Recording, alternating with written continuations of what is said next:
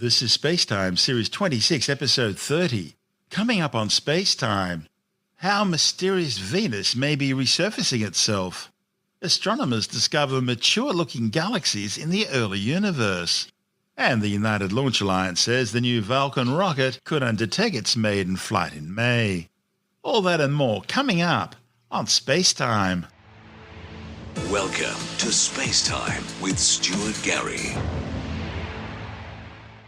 A new study based on archival NASA data suggests that the planet Venus may be losing heat from geological activity in regions known as coronae, possibly like early plate activity on Earth. The findings, reported in the journal Nature Geoscience, may help explain how Venus cools down. We all know Earth uses a combination of volcanic activity and plate tectonics through mantle convection in order to lose internal heat. But Venus doesn't have any visible plate tectonic activity, possibly because its surface is too hot and malleable. As well as being Earth's nearest planetary neighbour, Venus is also considered to be Earth's sister planet. That's because they're both almost the same size, with similar mass and diameter, and they were formed under similar conditions, out of the same material, and in the same part of the solar system. In fact, Venus once excited speculation that it could host the first human colony in space.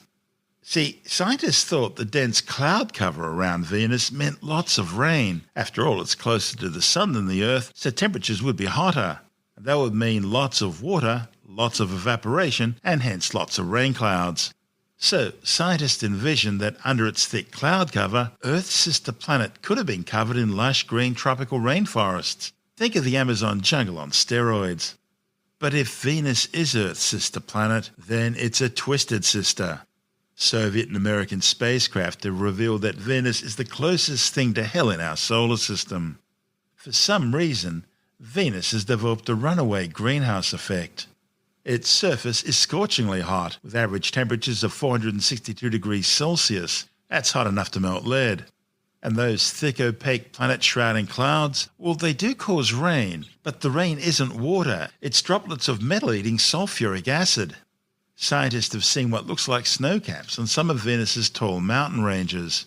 But the snow isn't frozen water, it's actually metallic. Venus's clouds are so heavy, they crush Venus's carbon dioxide-rich atmosphere, acting like a lid on a pressure cooker. And that results in the planet having a surface pressure some 92 times greater than the average sea level surface pressure on Earth. The surface of Venus is dominated by well over 1,600 volcanic structures. That's more than any other planet in the solar system. Its surface is 90% basalt and consists of a mosaic of volcanic lava plains showing evidence of regular periodic resurfacing by floods of lava. All this indicates that volcanism has played a major role in shaping the planet's surface. In fact, Venus may have had a major global resurfacing event about 500 million years ago, based on the low number of impact craters on Venus's surface. Radar sightings by NASA's Magellan probe revealed evidence of comparatively recent volcanic activity on Venus's highest volcano, Mount Mons. Scientists detected ash flows near the summit and on the northern flank. Although there are many lines of evidence that suggest that Venus is likely to be highly volcanically active today, present-day eruptions at Mount Mons have not been confirmed. We've seen pictures of Venus's surface showing lots of shield volcanoes, widespread lava flows, unusual volcanoes called pancake domes, and arachnoid or tick-like structures called scalloped margin domes, which have never been seen on Earth. We don't really know what they do. Interestingly, Venus rotates in retrograde compared to most other planets in our solar system. That means the Sun rises in the west and sets in the east. A day on Venus lasts 243 Earth days, but Venus orbits the Sun every 224.7 Earth days. So that means a Venusian day would last longer than its year. Because both the Earth and Venus are the same size and they're made out of the same sorts of materials, scientists think they should be losing their internal heat into space at about the same rate. The new study, using the archival data from NASA's Magellan mission, has taken a new look at how Venus could be losing heat. And it's found that thin regions of the planet's uppermost layer may provide the answer. The Magellan spacecraft detected quasi-circular geological features on Venus called coronae. Making new measurements of coronae visible from the Magellan images, the authors concluded that these tended to be located where the planet's lithosphere is at its thinnest and most active. The study's lead author, Suzanne Smreka from NASA's Jet Propulsion Laboratory in Pasadena, California, says for years scientists have been locked into the idea that Venus's lithosphere is stagnant and thick. But this view is now changing. She says just as a thin bedsheet releases more body heat than a thick comforter, a thin lithosphere allows more heat to escape from Venus's interior through buoyant plumes of molten rock rising into the outer layer. Typically, where there's enhanced heat flow, there's increased volcanic activity just below the surface. So these coronae are likely revealing locations where active geology is shaping Venus's surface today. The researchers focused on 65 previously unstudied coronae that are up to a few hundred kilometres across. To calculate the thickness of the lithosphere surrounding them, the scientists measured the depth of the trenches and ridges around each of the corona. They found that the ridges are spaced more closely together in areas where the lithosphere appears to be more flexible or elastic. Now, by applying a computer model of how the elastic lithosphere bends, the authors determined that on average, the lithosphere around each corona is about 11 kilometres thick, and that's much thinner than previous studies had suggested. Also, these regions have an estimated heat flow far greater than Earth's average, and that suggests that the coronae are geologically active. Smreka says, while Venus doesn't have Earth-style tectonics, these regions of the thin lithosphere appear to be allowing significant amounts of heat to escape, similar to the mid-ocean ridges on Earth's seafloor where new tectonic plates are forming. To calculate how old a celestial body's surface material is, the standard practice has been for scientists to simply count the number of visible impact craters. A surface with few craters is fairly new, while a surface which is absolutely pummeled in craters hasn't changed much for billions of years. So, for a tectonically active planet like, say, the Earth, impact craters are erased by the subduction of the continental plates, and they're covered by molten rock from volcanoes. So, if as it appears Venus lacks tectonic activity in the regular churn of Earth-like geology, it should be covered in lots and lots of old craters. But by counting the number of Venusian craters, scientists estimate that the surface is relatively young. As we said earlier, possibly less than 500 million years old. Recent studies suggested the youthful appearance of Venus's surface is likely due to volcanic activity, which drives regional resurfacing today. This finding is supported by the new research indicating the higher heat flow in corona regions. And that's possibly a state that Earth's lithosphere may have resembled in the distant past. Smreka says it's fascinating that Venus today is providing a window into the past which helps scientists better understand how the Earth may have looked more than 2.5 billion years ago. Put simply, it looks like Venus is in a state that's predicted to occur before a planet forms tectonic plates. This is Spacetime. Still to come, astronomers discover mature galaxies in the early universe. And the United Launch Alliance says its new Vulcan Centaur rocket should be ready for its maiden flight in May. All that and more still to come on Spacetime.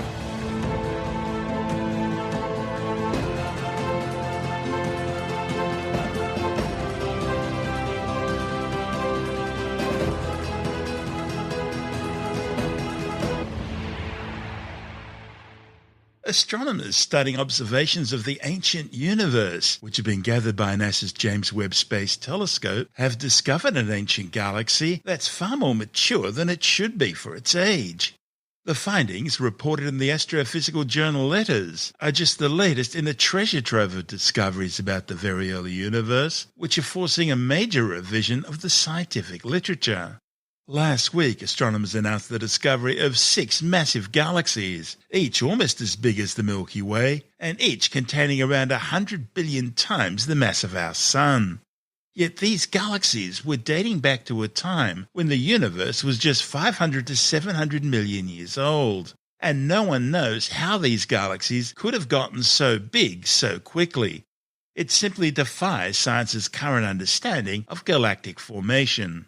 And now James Webb has amazed scientists again. While studying data from the first images of a well-known early galaxy taken by Webb, astronomers discovered a companion galaxy that was previously hidden behind the glare of a foreground galaxy. This newly discovered companion, surprisingly, seems to have already hosted multiple generations of stars despite its young age, which is estimated to be about 1.4 billion years. By comparison, our Sun and Solar System are about 4.6 billion years of age. The study's lead author, Bo Peng from Cornell University, says the galaxy was found to be superchemically abundant, something no one had expected. Earlier images captured by ALMA, that's the Atacama Large Millimeter Submillimeter Array Telescope in Chile, contained some hints that this galaxy existed, but it really couldn't be interpreted as anything more than just random noise. Penn and colleagues estimate this newly found companion galaxy, which they've labelled SPT0418-SE, is within 5 kiloparsecs of the previously identified galaxy, known as STP0418-47, which just happens to be one of the brightest dusty star-forming galaxies in the early universe. By the way, a kiloparsec, well, that's a measurement astronomers use when talking about cosmic distances. It equates to 1,000 parsecs, or 3,260 light-years. The light from these two distant galaxies was being bent and magnified by a foreground galaxy's mass through a process called gravitational lensing, and in this case, the lensed image formed a circle, what astronomers call an Einstein ring.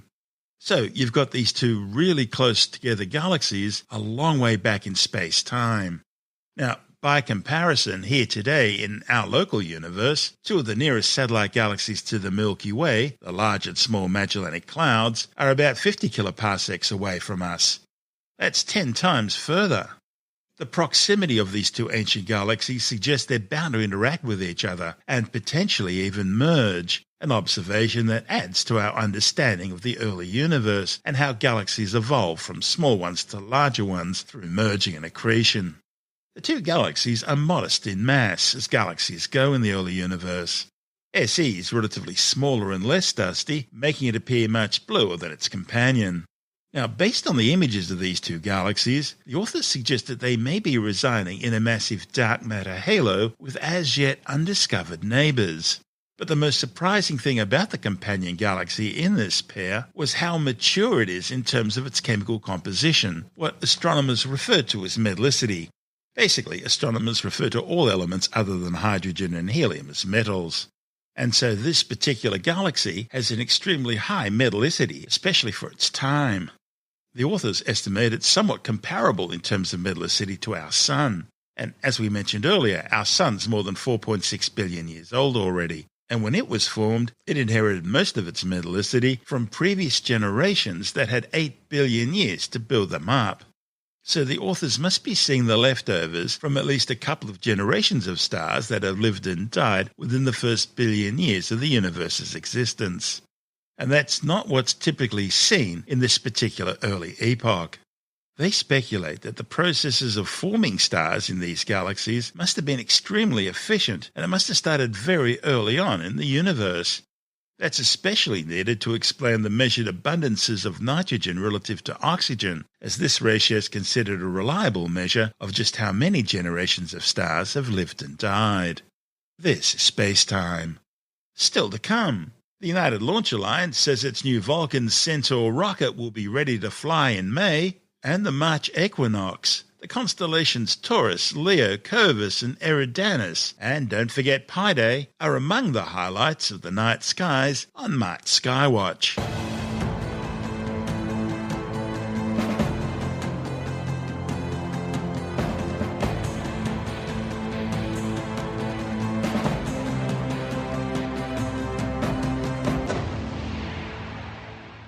The United Launch Alliance says its new Vulcan Centaur launch vehicle will likely be ready to undertake its maiden flight in May.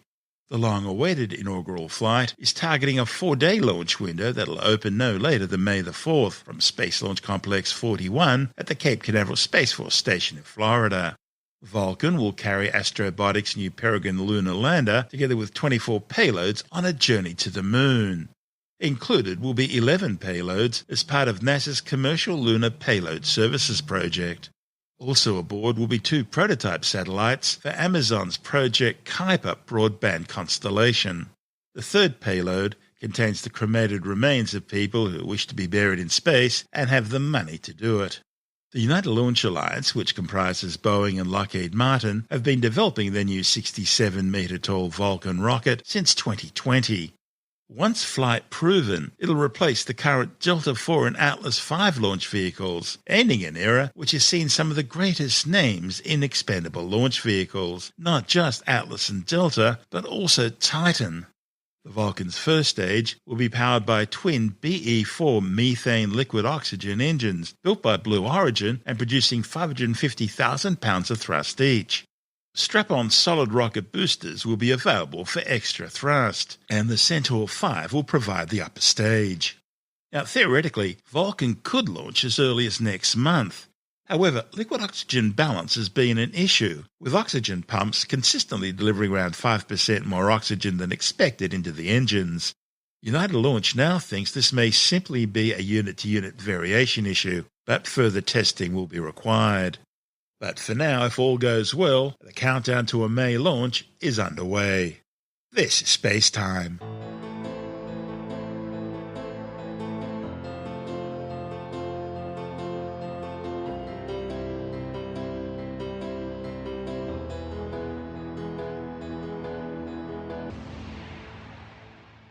And time now to turn our eyes to the skies and check out the celestial sphere for March on Skywatch. Happy New Year! Well, it would be if this was ancient Mesopotamia or Rome. That's because March was the first month of the new year, going back to the earliest concept of celebrating New Year's Day at the time of the vernal equinox, around 2000 BCE. See, the ancient Roman calendar, which had just 10 months, designated March 1st as the new year. That 10-month calendar is still reflected today, with the name September or Septem being Latin for 7, October or Octo meaning 8, November or Novem 9, and December or Deci meaning 10. It wasn't really until the Gregorian calendar that January 1st marked the start of the new year. But in the beginning it was mostly Catholic countries that adopted it. Protestant nations only gradually moved across, with the British, for example, not adopting the reformed calendar until 1752. Prior to that date, the British Empire and its American colonies still celebrated New Year's Day on March 25th. The highlight of the month will be the March equinox, which this year takes place at 8:24 in the morning of Tuesday, March the 21st, Australian Eastern Daylight Time. That's 17:24 in the afternoon of Monday, March the 20th, US Eastern Daylight Time, and 21:24 on Monday evening, Greenwich Mean Time. For our listeners in the Northern Hemisphere, it means the vernal equinox, the start of spring, while those south of the equator, it's the autumnal equinox, meaning a move into autumn. The day marks the point in Earth's orbit around the Sun when the planet's rotational axis means the Sun will appear to rise exactly due east and set exactly due west to someone standing on the equator. It means almost equal hours of darkness and light. In fact, the very word equinox is derived from the Latin, meaning equus or equal, and nox meaning night. It all comes about because Earth's rotational axis is tilted at an angle of around 23.4 degrees in relation to the ecliptic, the plane created by Earth's orbit around the Sun. That axial tilt is always pointed at the same position in the sky, regardless of Earth's orbital position around the Sun. So, on any other day of the year, either the northern or southern hemisphere is tilted more towards the Sun. But on the two equinoxes, usually around March 21st and September 23rd each year, the tilt of Earth's axis is directly perpendicular to the Sun's rays. However, there's a complication called precession. This causes Earth's spin axis to wobble ever so slightly, just like the axle of a spinning top. The rate of precession is only about half a degree per century, so people don't notice it on human timescales. And because the direction of Earth's axis of rotation determines at which point in Earth's orbit the seasons occur, precession will cause a particular season, for example the Southern Hemisphere autumn, to occur at a slightly different place from year to year over a 21,000-year cycle. At the same time, Earth's orbit itself is subjected to small changes called perturbations. See, Earth's orbit's an ellipse, and there's a slow change in its orientation which gradually shifts the point of perihelion, Earth's closest orbital position to the Sun. Now, these two effects, the precession of the axis of rotation and the change in the orbit's orientation, work together to shift the seasons with respect to perihelion. And because we use a calendar year that's aligned to the occurrence of the seasons, the date of perihelion gradually regresses through a 21,000-year cycle. And there's another complication. Australia and some of the other Commonwealth countries start their seasons on the first day of the month, what are referred to as meteorological seasons, rather than on the solstices and equinoxes, which are referred to as astronomical seasons. So that means Australia's autumn officially began on March 1st rather than on the day of the March equinox. Meteorological seasons are used because it makes it easier for meteorologists and climatologists to break the seasons down into more exact 3-month calendar groupings for comparing seasonal and monthly statistics. The moment of the March equinox is also important in astronomy because it's used to define the celestial coordinate system of right ascension and declination.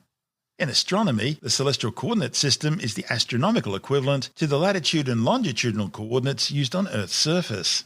It's used to specify the position of objects in three-dimensional space and the direction of those objects on the celestial sphere, the imaginary globe surrounding the Earth. In other words, it lets scientists determine the position of a celestial object, such as a satellite, a planet, stars, galaxies, and so on. Right ascension, which uses the symbol alpha, is the angular distance measured eastwards along the celestial equator from the vernal equinox. On the celestial sphere, it's analogous to terrestrial longitude. Declination, which uses the symbol delta, measures the angle north or south of the celestial equator, and so it's the celestial equivalent to terrestrial latitude. Marking the vernal equinox and setting the western evening sky this time of year is one of the oldest recognised constellations in the heavens, Taurus the Bull, so named around 6,000 years ago. In Greek mythology, Taurus represents the king of the gods, Zeus. Zeus lusted after King Agenor's daughter Europa, who was looking after a herd of cattle.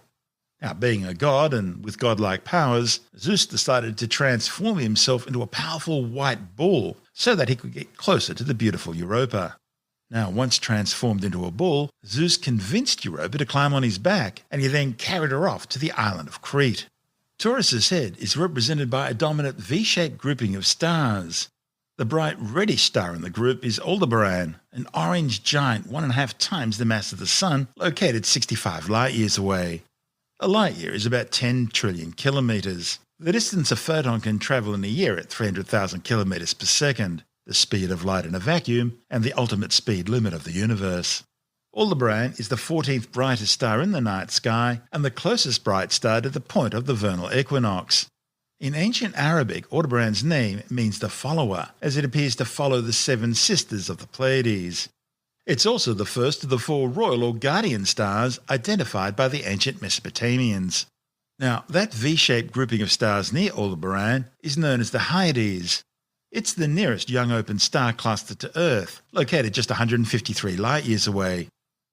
Between Aldebaran and the Orion constellation, you'll see a bright red star. That's Betelgeuse, the 9th brightest star in the night sky, these days more commonly called Betelgeuse. If you turn to the north now, you'll see the 2 bright stars Pollux and Castor, which represent the northern constellation of Gemini, the twins. In Greek mythology, they were brothers who travelled with Jason aboard the ship Argo in search of the Golden Fleece. Pollux is an orange-hued evolved giant star, located 34 light-years away. It has about twice the Sun's mass and is bloated out to around 11 times the Sun's diameter. In 2006, an extrasolar planet or exoplanet, designated Pollux b, was discovered orbiting the star. The planet is a gas giant, orbiting its host star every 1.61 Earth years. The other star, Castor, is located some 51 light-years away, and it's actually a system of 6 stars comprising 3 eclipsing binaries.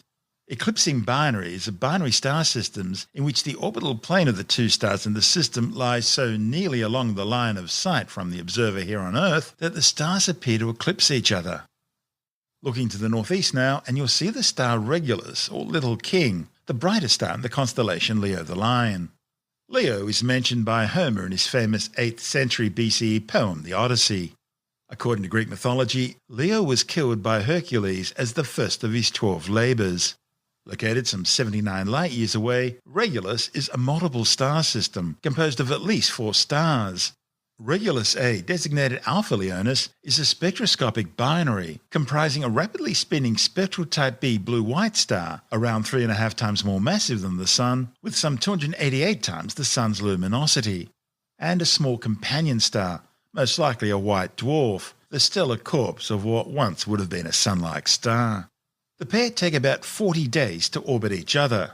Spectroscopic binaries are double star systems orbiting each other so closely and at such an angle that they can only be visually separated, from our viewpoint here on Earth at least, by their spectroscopic signatures. Astronomers describe stars in terms of spectral types. It's a classification system based on temperature and characteristics. The hottest, most massive and most luminous stars are known as spectral type O blue stars. They're followed by spectral type B blue-white stars, then spectral type A white stars, spectral type F whitish-yellow stars, then spectral type G yellow stars. That's where our sun fits in. Then there's spectral type K orange stars, and the coolest and least massive of all stars are spectral type M red stars, commonly referred to as red dwarfs. Each spectral classification system is further subdivided using a numeric digit to represent temperature, with 0 being the hottest and 9 the coolest. And then you add a Roman numeral to represent luminosity. So, our Sun technically is a G2V or G25 yellow dwarf star. Also included in the stellar classification system are spectral types L, T and Y, which are assigned to failed stars known as brown dwarfs, some of which were born as spectral type M red dwarf stars but became brown dwarfs after losing some of their mass. Brown dwarfs fit into a unique category between the largest planets, which can have around 13 times the mass of Jupiter, and the smallest spectral type M red dwarf stars, which are around 75 to 80 times the mass of Jupiter, or about 0.08 solar masses. The primary star in Alpha Leonis completes a full rotation around its axis in under 16 hours. That's incredibly quick, especially when compared to our Sun's 30-day rotational period. Now, this gives the primary star an oblate appearance, and it causes what's known as gravity darkening, meaning its poles are considerably hotter and 5 times brighter per unit surface area than its equatorial region. Scientists estimate that if it were rotating just 15% faster, the star's gravity would be insufficient to hold it together, and it would literally spin itself apart. Located further away are Regulus B, C, and D, which are all dim main sequence stars. Main sequence stars are those undergoing hydrogen fusion into helium in their core, like the Sun's currently doing. Regulus B and C are thought to orbit each other every 600 Earth years and are located around 5,000 astronomical units away from Regulus A. An astronomical unit is the average distance between the Earth and the Sun, around 150 million kilometres or 8.3 light minutes. Regulus B is a spectral type F white-yellow star, while its companion Regulus C is a small spectral type M red dwarf star. Regulus D is a bit more of a question mark. It's a dim star, and, at least from our point of view, it appears to be sharing motion across the sky with other members in the group. At the opposite end of the constellation of Regulus is the star Beta Leonis, or the nebula, the horse's tail. It's a luminous white star thought to be spectral type A, about half as bright as Regulus, and the third brightest star in the constellation Leo. Beta Leonis has about 1.8 times the mass of the Sun and about 15 times the Sun's luminosity. It's suspected of being a dwarf Cepheid or Eta Scuti type variable star, meaning its luminosity varies very slightly over a period of several hours due to pulsations on its surface. Also at the other end of Leo are the stars Theta and Iota Leonis, the loins of the lion. Theta Leonis is about 165 light-years away. It's a very young spectral type A white star, about 2.5 times the mass of the Sun. With an age of just 550 million years, Theta Leonis' spectra shows enhanced absorption lines for metals, that is, elements other than hydrogen and helium. This increased metallicity appears around 12% higher than the Sun, allowing the star to radiate with some 141 times the luminosity of the Sun from its outer atmosphere, at an effective temperature of 9,350 Kelvin, literally giving it a white-hot glow. Located some 79 light-years away, Iota Leonis is another spectroscopic binary, consisting of 2 stars orbiting each other every 183 Earth years. The primary star is a spectral type F yellow dwarf star, a little hotter and more massive than the Sun. Algebra, or Gamma Leonis, is a binary star system with a visible third component. The 2 primary stars are located 126 light-years away and can be resolved in a backyard telescope. Both are yellow giants, orbiting each other every 600 Earth days. The unrelated tertiary star, named 40 Leonis, is a yellow tin star which can be seen through binoculars. Its traditional name, Algebra, means the forehead. Other stars in the system include Delta Leonis or Zosma, which is a blue-white star 58 light-years from Earth, Epsilon Leonis, a yellow giant some 251 light-years from Earth, and Zeta Leonis, an optical triple star. The brightest component is a white giant about 260 light-years from Earth, while the second brightest star, 39 Leonis, is widely spaced and is located to the south of the primary, with the third and faintest star in the system, 35 Leonis, located to the north. Also located in Leo is Tau Leonis, visible as a double star through binoculars.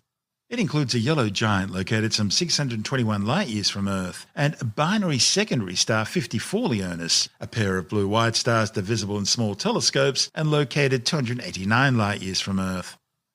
Also in the constellation Leo, you'll find the Leo triplet, a group of 3 galaxies, Messier 65, Messier 66, and NGC 3628, all appearing relatively close together.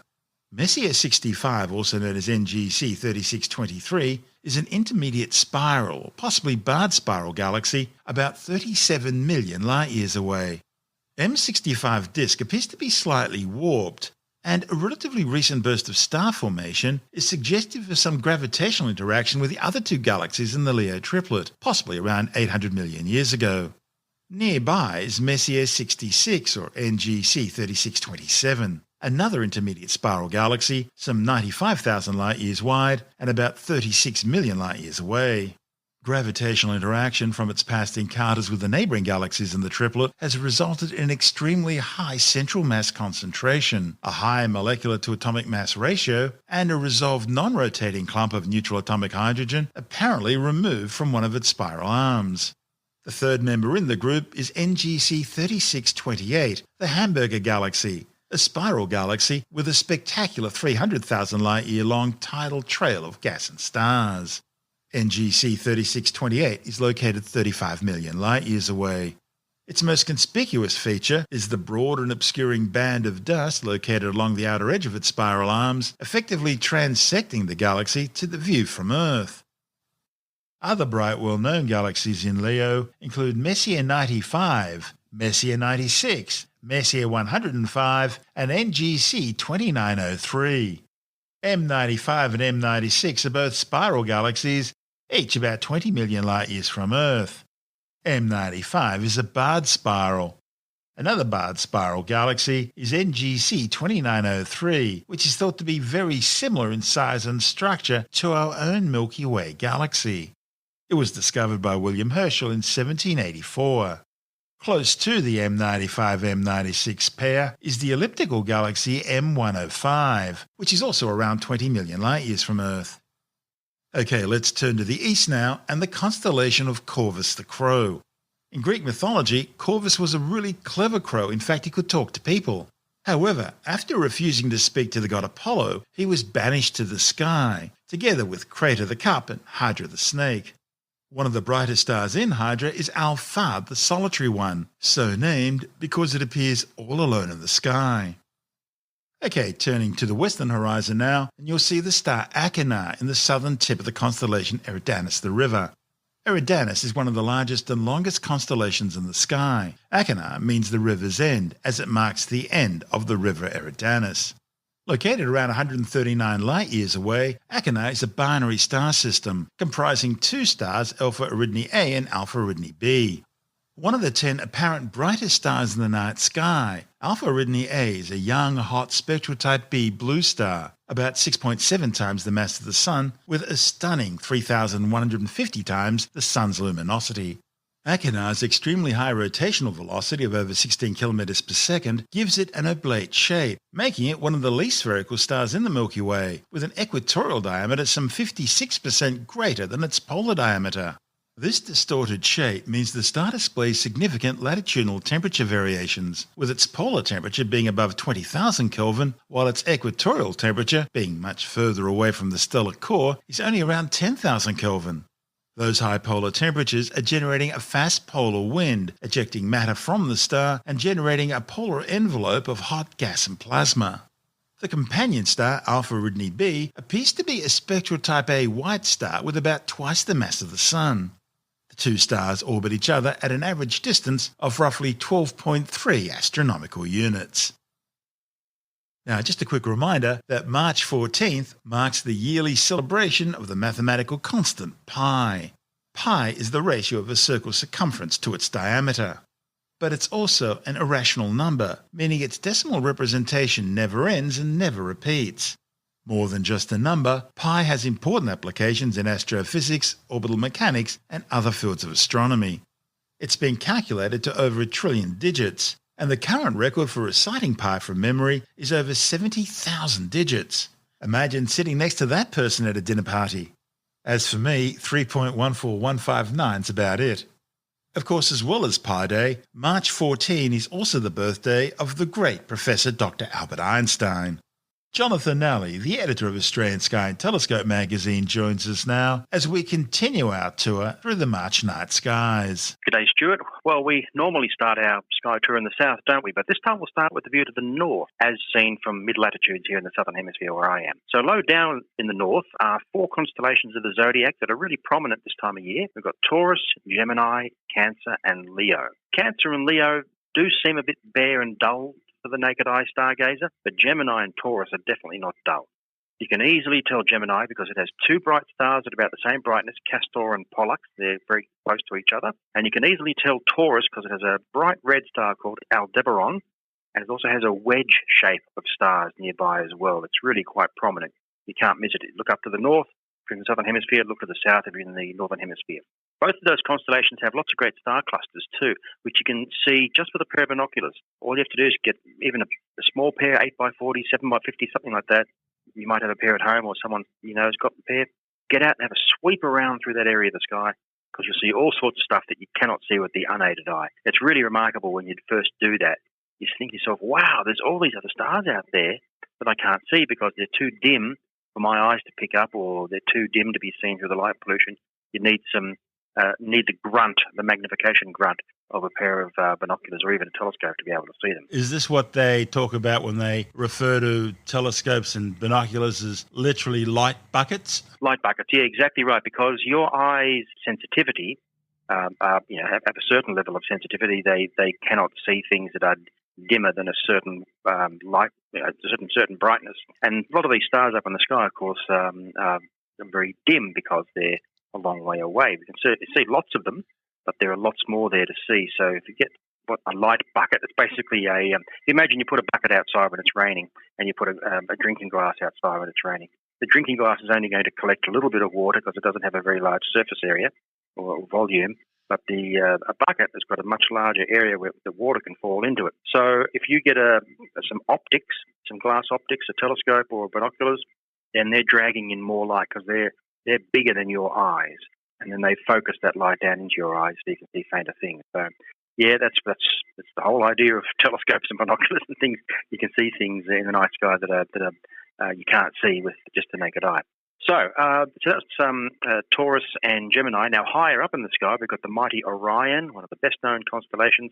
Take the time to see it now because in a couple of months' time, it'll have dropped below the western horizon and we won't be able to see it again until later in the year. Now, turning around to the south, the Skywatch is in the south. High overhead are the 2 brightest stars in the sky, actually, Sirius and Canopus. In fact, from where I am, in March, Canopus, the second brightest star in the sky, is bang overhead in the middle of the evening. I like Canopus for some reason or other. Sirius is the brightest star of the night sky, but I've just got this soft spot for Canopus. I don't really know why. Maybe it's because it's the underdog. It's the second best. Yeah, but, it used to be the brightest star in the sky. Then Sirius migrated closer towards the sun. But now that Sirius is migrating further away from the sun again, Canopus will once again re-inherit its rightful place as the brightest star in our sky. I think it's a really lovely star. I really do. It's nice and big and bright, and it's sort of easy to spot because there aren't too many other bright stars around it. It really is a very luminescent star. Well, in fact, I was going to say that Sirius, which is the brightest star in the night sky, the brightest we can see at least, is a double star system, and the larger of its 2 stars is twice as massive as our sun. And Sirius' apparent brightness is around twice that of Canopus as we see it from Earth. But in fact, Canopus is about 4 times more massive than Sirius, and Sirius is twice as massive as our sun. and therefore Canopus is intrinsically much brighter. It just seems a little bit dimmer than Sirius because it's a lot further away. Canopus is 310 light years from Earth, while Sirius is only 8.6. But Canopus is 8 times more massive than our Sun. It's putting out a lot more energy. It's bigger and brighter, but just it's a long way away. Now, heading south along the Milky Way, past Sirius and Canopus, we come to the far southern constellations, such as the Southern Cross and Carina. The Southern Cross at the moment is on its left-hand side in the mid-evening in March. But if you're awake around about 2:30 or 3 o'clock in the morning, get outside and have a look, and you'll find it much higher in the sky and standing straight up now. Turning to the planets, and Venus and Jupiter really are the stars of the show this month, no pun intended. Both can be found above the western horizon after sunset. So go out after sunset and look to the west, which is the direction, obviously, the sun goes down. And look, you cannot miss Venus and Jupiter because they're both very, very bright. Jupiter is the one down below and Venus is the one above. And Jupiter is getting lower and lower in the sky, however, as the days go past, because it's about to head around the other side of the sun from us. Well, in fact, it's around the other side, but we can still see it, but it's going to move right behind the sun from our line of sight. So by the end of the month, it'll be gone from view, lost in the sun's glare, and we'll have to wait till later on for it to come back. Venus, on the other hand, is getting higher and higher as each week goes past, so you won't have any trouble seeing it. Big, bright, white light. It's a thing where I get a lot of people saying, what's that big bright star out in the west? It wasn't there last night. And I say, I was there last night. You just didn't notice it. I always get lots of people asking me about UFOs when we talk about Venus for some reason. They don't know why, they just do. And I tell them, well, that was probably Venus you saw in that direction. And they go, oh, no, it wasn't Venus, definitely not. And I go, oh, so you saw Venus as well, did you? And then there's always this pause in the conversation.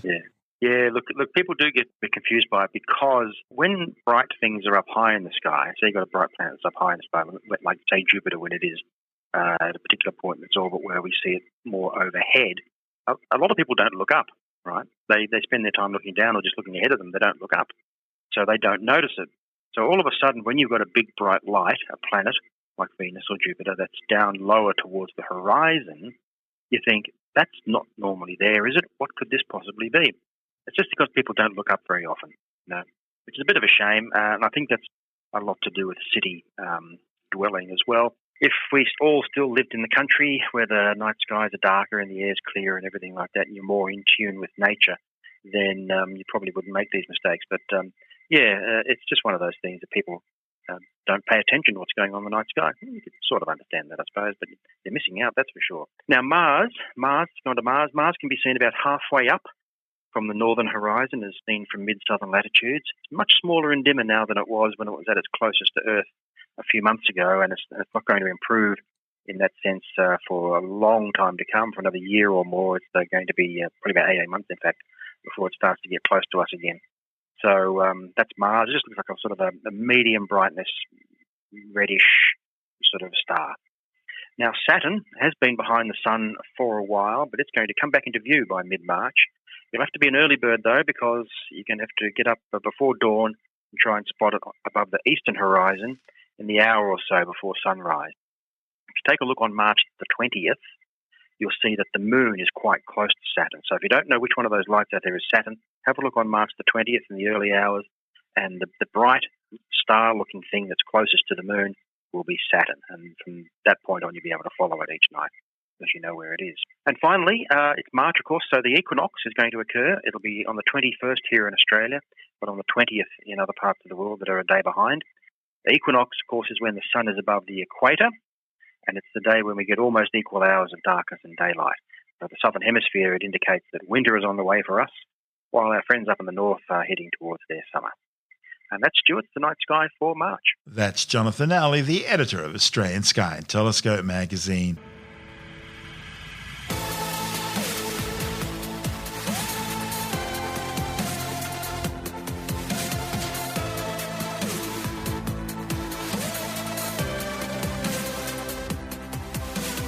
And that's the show for now. Spacetime is available every Monday, Wednesday and Friday through Apple Podcasts, iTunes, Stitcher, Google Podcast, Pocket Casts, Spotify, Acast, Amazon Music, Bytes.com, SoundCloud, YouTube, your favourite podcast download provider, and from spacetimewithstuartgary.com. Spacetime's also broadcast through the National Science Foundation on Science Zone Radio and on both iHeartRadio and TuneIn Radio. And you can help to support our show by visiting the Spacetime store for a range of promotional merchandising goodies, or by becoming a Spacetime patron, which gives you access to triple-episode commercial-free versions of the show, as well as lots of bonus audio content which doesn't go to air, access to our exclusive Facebook group, and other rewards. Just go to spacetimewithstuartgary.com for full details. And if you want more Spacetime, please check out our blog, where you'll find all the stuff we couldn't fit in the show, as well as heaps of images, news stories, loads of videos, and things on the web I find interesting or amusing. Just go to spacetimewithstuartgary.tumblr.com. That's all one word, and that's Tumblr without the E. You can also follow us through @StuartGary on Twitter, @SpacetimeWithStuartGary on Instagram, through our Spacetime YouTube channel, and on Facebook, just go to facebook.com/SpaceTimeWithStuartGary.